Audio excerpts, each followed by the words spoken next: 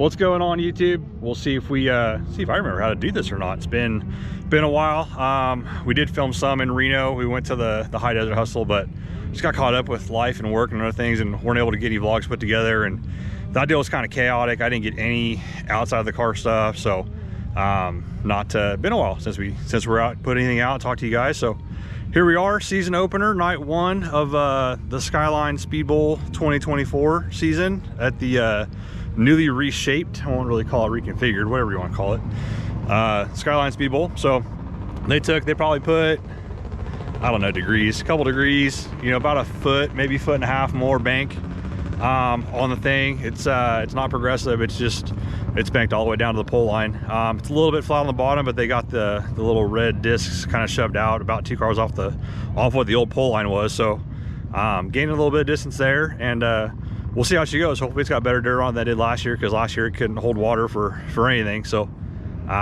we'll see, but that's what we got going on. We got both cars out here, both boys are running same class as last year. Levi's in beginner box, Mason's in box, and just keep learning, keep racing, and we'll see how it goes. So we'll try to expand on the vlogs a little bit more this year, try to get some more content out there, and bring you guys along for the journey. Thanks for watching.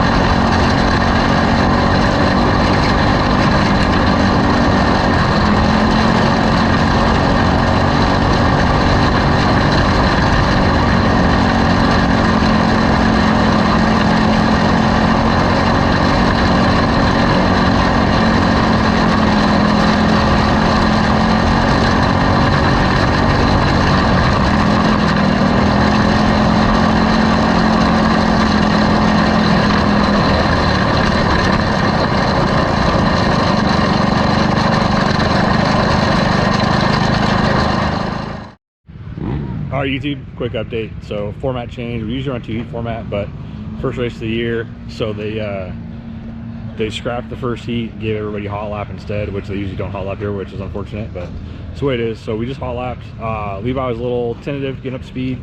Mason was the exact opposite and was wide open from the time the green flag dropped, and didn't lift till checkered. So little hot over here, just hammer down and getting after it. So Bubba, tell them how was your first session. Hi. How's practice? Good. Good. Was it nice to get back in a car after the long winter? Yeah. The car feel better. The car feel better than last year. We learned some things since we've been doing this. Felt a lot faster than last time I was in it. You feel comfortable and confident for tonight? Yeah. I'm glad that they changed up Skyline. It feels a lot more faster than last time. Right on. That's it, y'all. Catch you later.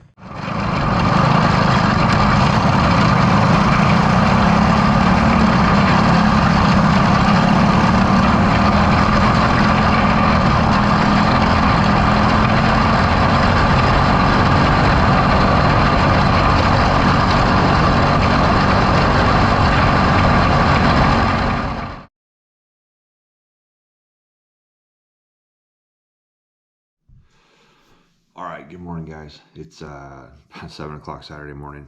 Just getting up, getting a cup of coffee, and getting ready to head out and unload, start washing, getting everything ready for tonight. My bad, did not turn the camera on after the races last night to do a little recap for how the night ended up. And that's on me. You know, it's everybody's first night last night, so I gotta be better. Gotta remember how to do that, or to do that. But before the day gets started, I want to sit here and recap with you real quick. So I wasn't able to get the camera on Mason's car for the heat race or the main. Just the way it worked out with the back-to-back, it was too hard. So what I'll probably end up doing is I'm going to run the GoPro on Mason's car all night tonight. And we'll just kind of do split vlogs, and Levi will get all the first night, and Mason will get all the second night. So, but quick recap: Levi was off the pace, just kind of not himself, a little unsure, a little timid. First night back in the car, so it was a little bit expected, but usually that kid's pretty fearless. So kind of caught us off guard, but he shook it off. He showed up for the main event time, and looked like Levi of old. And he even came in and said, "I'm going to drive like that the rest of the time now, Dad. I'll be okay." So that was kind of funny that he actually finally realized it, because he didn't think there was anything wrong early in the night. And me and his mom both were like, "But you're off tonight for sure." But he did good. He ran from fourth to second in the main. Coming into the main, was running laps faster than the leader, and tracking him down in traffic, just running out of laps. So we went green and checkered in beginner box last night, which was unheard of. I don't think we've ever had a race that way. But it was good. Cars were really good. He drove really well, and really nothing. We're gonna make a couple changes for tonight with the gearing and the motor package, and see if we can get a little bit more speed out of it. But all in all, super happy with night one. And to see him kind of come around the way he did was great. And then Mason was good right off the truck, man. From hot laps all the way through. So they ran a little different format last night. They didn't give us our 2 heats. They just ran an extended hot lap session, and then 1 heat in the main event. So this place unfortunately doesn't normally hot lap. They can't quite get their program together to hot lap everybody, heat race everybody, and get through all the mains, even with the car count down like it was. It was a more efficient show last night than it's been. But still, even at that, beginner box main event was on track at 9:45, which in my opinion is too late. There's no reason for that, especially with the kids. But hey, that's not my place to say. And the Friday night shows are tough. I get it. You have to start later, or you try to start later. Make sure you guys have time to get off of work and get over there and everything like that. But anyways, back to Mason. So really good right off the truck. Both cars, we took a lot of what we had learned from the High Desert Hustle in Reno, even though it was totally different track conditions and everything like that. And we're outdoors, we're a lot bigger racetrack now, and really good banking that they rebuilt the track with and kind of reconfigured it.